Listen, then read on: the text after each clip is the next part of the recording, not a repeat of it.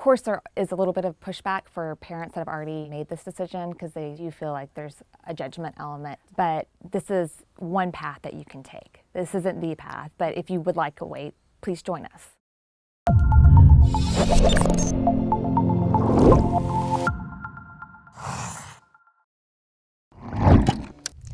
So I'm here with Brooke Shannon from Wait Until 8th. I'm so excited to talk to you in person. We've talked on the phone a lot over the years.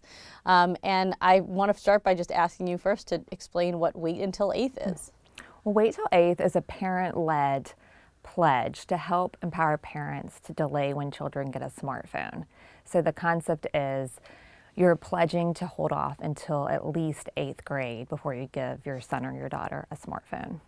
And tell me about how this idea first started. You're a mother. Yes. When did it first occur to you that smartphone use might be a problem for especially Yes. younger kids? Well, I'm a mother of 3 daughters, and the campaign in my household started a few years ago. And it started when my daughter was in 3rd grade, and a few of her friends were starting to get shiny new iPhones, and the pressure was on, and I was getting peppered with questions every few days of when she could get a smartphone. And it just felt so young and not right. I just always saw kids completely sucked into this vortex of an online world and not really living life as a kid. And I just wanted life to look a little different for my kiddo.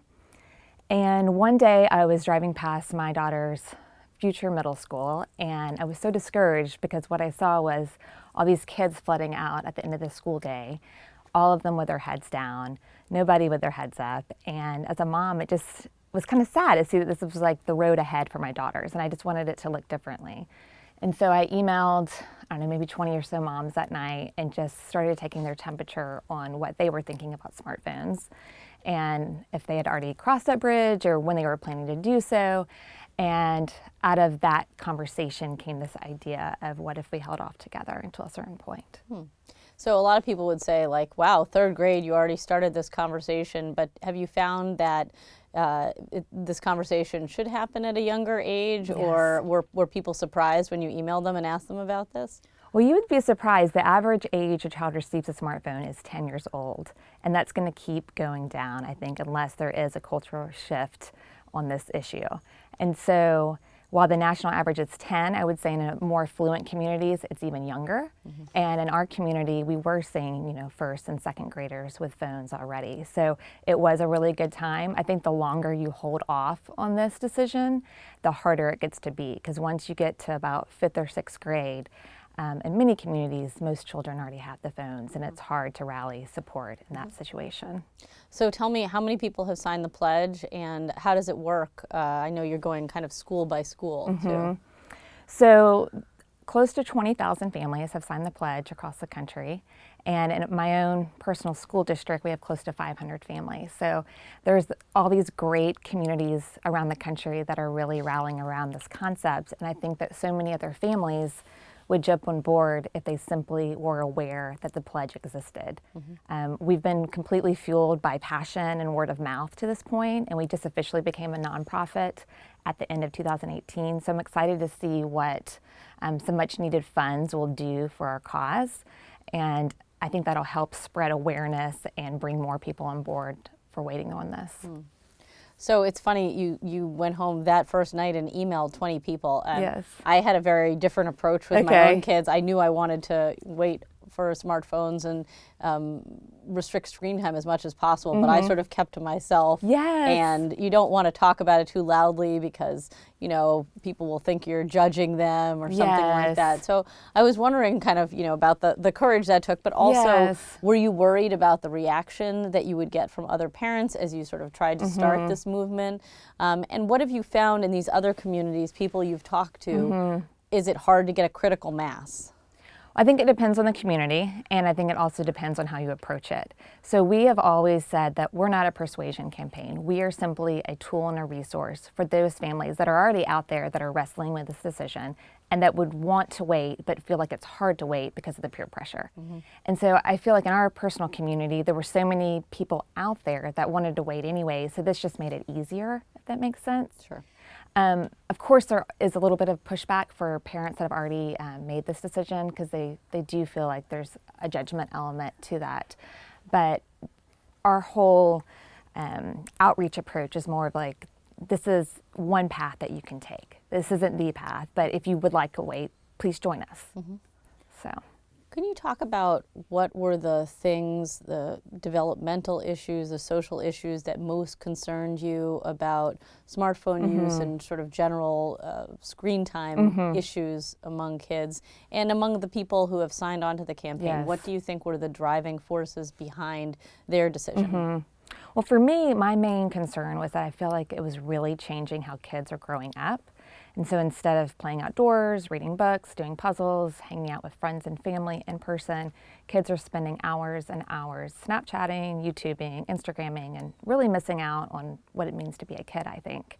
And so that was my initial concern with giving my child a smartphone. I didn't want them to be spending hours on these devices. I wanted them to be outside. I wanted them to even just be bored sometimes. So that was the initial concern. But over the course of the past couple of years, so many studies have come out showing that this is an academic distraction, having these phones out. This is a mental health issue as well. There's so much research out there that has linked the uptick in smartphone usage and social media usage to increases in anxiety and loneliness and depression and suicide among children. And there's even the issue of these devices being, and the apps that are on them, being addictive. And so I think when you really start to drill down on this issue, there are so many reasons to wait and to hold off. And I think we just all got caught up in this like tidal wave of technology coming out over the past decade and really didn't think through the ramifications of giving young children these devices that were really developed for adults. I want to sort of drill down into this question of what it is about the smartphone. Is it the hardware? Is it the software? Yes. What are the aspects of a smartphone that you think are problematic for kids and that you're seeing kind of controversies around in different communities? So on the smartphone, it comes with so many different aspects. You have the amazing camera on the phone. You have all these apps that can be added on very easily. And it's basically just like a little computer or slot machine in your child's pocket, and it's hard for them to put it down. It's very different than a phone that just calls and texts. And I think what some parents say is like, well, I'll just give them a smartphone and I'll just take everything off and we'll be fine. But what we have found across the board is that in those situations, kids are very clever about getting things added back on. And it's hard to really stay on top of that and to know for sure that it is a fully stripped down smartphone. Yeah, I had a funny experience. I was in an Apple store, and the mother next to me was trying to ask one of the people at the Genius Bar how they could take Safari, like how they could take Internet Explorers off of the phone. And the guy was like, you can't really do that. And she's like, well, how will I know that my kid is not, watching something they shouldn't? And he's like, you should learn to trust your kid. Yes, that was the response. That's kind of, that's what you need the Genius for, from the Genius Bar. So, but I was going to ask this particularly about the cameras, kind of, are those the stories that you're seeing? Yes. The pictures that kids are taking that they're not supposed to and then sharing? Yes, the pictures have gotten children in a lot of trouble, whether it's inappropriate pictures of themselves that they've shared and then they've gone viral at the school, or videos or photos of friends that are embarrassing that have led to some situations that have just completely spiraled out of control. And I think when you give a young child a camera and they're not ready for it, it can just lead to a whole host of issues. In fact, there was a study out of Massachusetts over the past year that said basically if you give a child a smartphone in elementary school between the grades of 3 and 5, they're far more likely to be involved in cyberbullying than a child that receives a smartphone later in life. And I think all of that is they're just not mature enough to handle it. They have the camera, they can take those awkward pictures and things can just go completely downhill before you know it. Do you, can you talk a little bit about the reaction you've gotten from schools and school districts to this? Because a lot of people, just to explain how the pledge works, you're signing up and you can see how many other people in your child's class, for instance, have already signed up for the pledge. And so it doesn't require a school's support, but obviously the school becomes aware of it. How have the schools reacted? And particularly, I'm curious about the school's policies on phones and screens in the classroom and on during school hours. It's a tricky situation because in a lot of situations the schools are fueling the pressure on families for kids to have these devices at such a young age. And school districts where there's not a 1-to-1 ratio on iPads or Chromebooks, many schools are encouraging kids to bring phones to class for quote unquote educational purposes. So the child that doesn't have the phone feels that isolation and they feel different. So there's that aspect to it. Now some schools have been great proponents of spreading the word, and they've sent out information for us, and they see the detrimental effect that it has not only on academics but on social emotional learning aspect as well for the kids. And they've partnered with us, and it's been amazing. But I think the great thing about the pledges is regardless of where your school stands on this very important issue, is that the pledge is a parent-led movement. And so if you are interested in starting this at your school, you simply just go online to waituntil8th.org, you sign up your kid, and then you'll get an email with us on tips and resources on how to spread the word at your school without having to go through your school if your school's not on board. Right. I was wondering if you could kind of look at maybe the last year. A lot of things happened concerning technology and family. A lot of people's attitudes about the dangers of technology changed. Yes. You had Mark Zuckerberg testifying before Congress. You had a lot of tech companies losing a lot of money this year. A lot of concerns about privacy issues. You had Silicon Valley folks talking about how horrible tech was for their kids and how they don't give it to them. I was wondering whether you've seen any kind of change trickling down to the parent level in terms of their concerns about the dangers of technology for their kids. Yes, there's definitely been a change in the conversation, I would say, over the past 18 months, and parents are more tuned in to the risks that are associated with the smartphone. And I think all of what you have just explained has added to that. And when you have technology executive after technology executive raising red flags about the issues with the products that they've created over the past decade, that gives you pause as a parent. And if you see somebody that works in this field and has made their living in this field, and they're saying that they don't want their own children on smartphones and on social media and on all these apps and on video games, it really does make you think, hey, like maybe this isn't such a great idea for my own children. So I think before the storyline was, oh, well, we don't want our children to fall behind. Like we need them to, know how to use this technology. We want them to, to be the next Mark Zuckerbergs or whatever it may be. But I think over the past year, having all these people come out and these issues raised, people are questioning that. Fewer people want their children to become Mark Zuckerberg. Exactly. I don't know, it could be. I was wondering if you could explain how you decided on 8th grade as the sort of magic number where people could trust their kids with smartphones. And I don't know how old your oldest is now, but how you think about this transition into giving them technology if it's been so restricted in the past. So as I said before, in our own personal community, it was just happening at such a young age. And so we had kids 7 or 8 years old with the latest iPhone. And so when we started to research the issue on what would be the magical age to introduce this technology, what we found across the board was from child psychologists to internet safety experts or to technology executives themselves. The age was somewhere between 14 and 16 to start it. And it just did not seem feasible in our community to hold off until 16 years old. And we just did not think we needed community support. So 14 seemed within reach. And 14 is 8th grade, and so the Wait Until 8th pledge was born. But I think what's key to remember is that just because you're signing the pledge to hold off until 8th grade, you're not promising to give your child a smartphone in 8th grade. 8th grade, You're promising to hold off on the decision until 8th grade. And I think that's huge because or the national average right now is 10 years old. So if you can, as a group, as a community, rally enough people to hold off until at least 8th grade, which is 14, that's 4 more years of childhood without the distraction and the dangers of the smartphone. And I think at that point, you can reassess and see, okay, do we hold off another year? Do we just keep doing a flip phone? Are they ready to do a smartphone? And our hope with Wait Till 8th is eventually to develop some type of graduate program of sorts. So when you are ready to transition, then we could have some type of curriculum that you could do as a family to learn how to use it safely, appropriately, and moderately. So it's interesting that you sort of glommed onto the smartphone as the issue, but a lot of people have asked me, and I've signed the pledge, and a lot of people at our school have signed the pledge. isn't it really social media, or isn't it really texting that's really the problem? So why is it the smartphone that's kind of the devil's tool here, as opposed to all of these other aspects of technology that clearly are creating problems as well? So the pledge is for smartphones only. So for those families that believe that they'll need or want to get in touch with their child before 8th grade, you could do a basic flip phone or a two-way calling watch and still sign the pledge.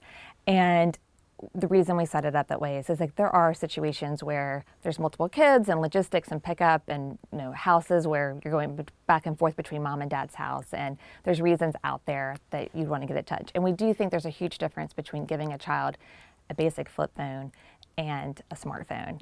And I think what has happened over the years is that because of all of this technology and with smartphones, if you are due next to switch to a new smartphone, you just gave your old smartphone to your kids, right? Instead of even thinking through like, hey, maybe it would be better to do a baby step and give them a stripped down basic phone. And so I think there is a huge difference in what a smartphone does and what a basic phone does. You have all the apps on the smartphone. Usually when somebody gets a smartphone, the social media comes. And so you see those two as kind of happening together, and so people don't get social media to just use on their tablet at home. They're using it on the go. On the go. And I've also gotten the question, well, what's the difference really between a smartphone and a kid using an iPad? And I would say the main difference is that you don't really see too many kids walking around with an iPad in their pocket or an iPad in their purse.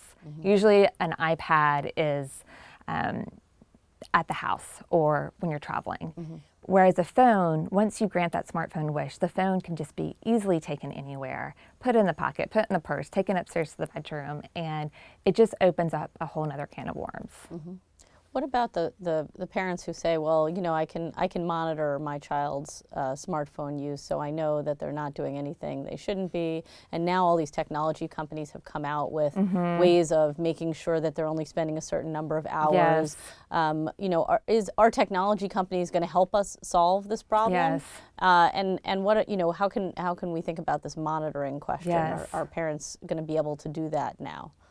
Yes, I mean, there are ways now that you can monitor better, but I think what's important to focus in on is it's not only what you're seeing on the smartphone. That is, there's a whole host of issues. There's pornography, there's sexting, there's the pressure of social media, there's the video games. But even if you control for all that, if they're still spending so much time on the smartphone, that is changing how your kid's brain is developing. It's changing their social interactions with people. It's changing how they view the world. And so I would argue, even if you are monitoring it perfectly, which is such a tall order and takes so much time, there's still reasons to hold off. No, I think what you were saying about it being a tall order. I mean, when I think about having a job and 3 kids, it's just one more thing where to do. am I going to find the time to do this kind of monitoring? It's a good question. And I wonder whether some of the parents that you talk to are relieved to find out about this pledge, that they don't have to do this 4th job on top of everything else. It's very freeing, I would say. And I would say what we have found across the country is that once parents have made this decision, and if the communities come around it and they have an active pledge, meaning more than 10 people have signed, the kids stop asking about it because they know that the boundary has been put down, the line has been drawn, and they're not getting a smartphone until at least 8th grade. And that's huge for a family because then you're not arguing about that anymore. You can move on to other issues.